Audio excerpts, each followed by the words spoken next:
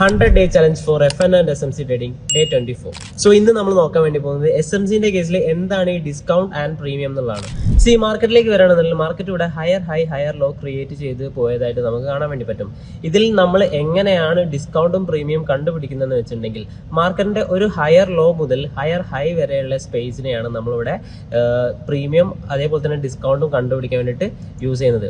ഈ ഒരു ഹയർ ലോയിൽ നിന്ന് നമ്മൾ എന്ത് ചെയ്യണം, ഹയർ ഹൈ വരെ നമ്മൾ ഈ ഒരു ഗാൻ ബോക്സ് എന്ന് പറഞ്ഞിട്ടുള്ള ടൂൾ നിങ്ങൾക്ക് ഇതർ യൂസ് ചെയ്യാം, അതല്ലാന്നുണ്ടെങ്കിൽ നിങ്ങൾക്ക് ഇവിടെ കാണുന്ന ഡേറ്റ് റേഞ്ച് എന്ന് പറഞ്ഞിട്ടുള്ള ടൂളും നിങ്ങൾക്ക് യൂസ് ചെയ്യാം. എന്നിട്ട് ഇതിന്റെ 50% ആണ് നമ്മൾ എന്ത് ചെയ്യേണ്ടത്, ഇതിൽ കണ്ടുപിടിക്കേണ്ടത്.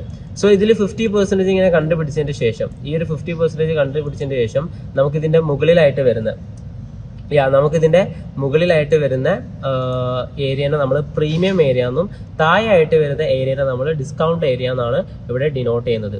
ഇങ്ങനെ വരുന്ന സമയത്ത് നമുക്ക് ശരിക്കും പറഞ്ഞിട്ടുണ്ടെങ്കിൽ നമുക്ക് ഇനിയൊരു ബുള്ളിഷ് എൻട്രീസ് നമുക്ക് ഇവിടെ ഐഡന്റിഫൈ ചെയ്യണമെന്നുണ്ടെങ്കിൽ തീർച്ചയായിട്ടും മാർക്കറ്റ് ഇവിടെ ഒരു ഡിസ്കൗണ്ട് ഏരിയയിലേക്ക് വന്നിട്ടുണ്ടെങ്കിൽ മാത്രം നമുക്ക് എന്ത് ചെയ്യാൻ വേണ്ടി പറ്റുള്ളൂ, ഇവിടെ ഒരു ബുള്ളിഷ് ആയിട്ടുള്ള ഒരു എൻട്രീസ് ടേക്ക് ഔട്ട് ചെയ്യാൻ വേണ്ടി പറ്റുള്ളൂ എന്നുള്ളതാണ്.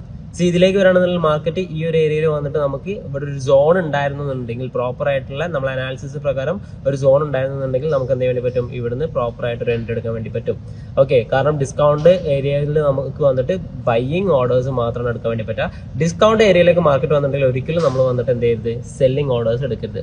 അതേപോലെ തന്നെ മാർക്കറ്റ് ഒരു പ്രീമിയം ഏരിയയിലാണെന്നുണ്ടെങ്കിൽ നമ്മൾ എന്ത് ചെയ്യരുത്, അവിടെ പോയിട്ട് ഒരു ബൈയിങ് ഓർഡർ എടുക്കാൻ വേണ്ടി നോക്കരുത്.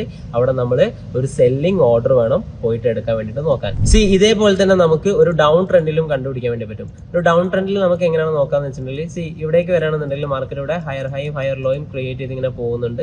ഇതിലേക്ക് വരാണെന്നുണ്ടെങ്കിൽ മാർക്കറ്റ് ഇവിടെ നമുക്ക് ലോവർ ഹൈയും ലോവർ ലോയും ക്രിയേറ്റ് ചെയ്ത് പോകുന്നുണ്ട്. ഇവിടെ നമുക്ക് വരുന്ന ലോവർ ഹൈ മുതൽ ലോ വരെയുള്ള ഈ ഒരു ഏരിയനെ നമുക്ക് രണ്ടായിട്ട് ഡിവൈഡ് ചെയ്തിട്ട് ഇതിന്റെ മുകളിലുള്ള ഏരിയ പ്രീമിയം ഏരിയ ആയിട്ടും താഴെയുള്ള ഒരു ഏരിയ നമുക്ക് ഡിസ്കൗണ്ട് ഏരിയ ആയിട്ടായിരിക്കും നമ്മൾ കൺസിഡർ ചെയ്യുന്നുണ്ടാവാം.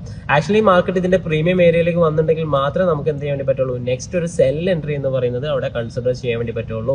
ദെൻ നമുക്ക് മാർക്കറ്റ് ഡിസ്കൗണ്ട് ഏരിയയിലുള്ള സമയത്ത് നമുക്ക് ഒരിക്കലും പോയിട്ട് ഒരു സെൽ എൻട്രി എടുക്കാനോ, മാർക്കറ്റ് ഒരു പ്രീമിയം ഏരിയയിലുള്ള സമയത്ത് നമുക്ക് ഒരിക്കലും പോയിട്ട് ഒരു ബൈ എൻട്രി എടുക്കാനോ ഇവിടെ പറ്റില്ല എന്നുള്ളതാണ് നമ്മൾ ശരിക്കും പറഞ്ഞിട്ടുണ്ടെങ്കിൽ ഇവിടെ പറയുന്നത്. സോ എങ്ങനെ ഒരു പ്രീമിയം ഏരിയയും ഡിസ്കൗണ്ട് ഏരിയയും കണ്ടുപിടിക്കുക എന്നുള്ളത് നിങ്ങൾക്ക് മനസ്സിലായിട്ടുണ്ടെന്ന് വിചാരിക്കുന്നു.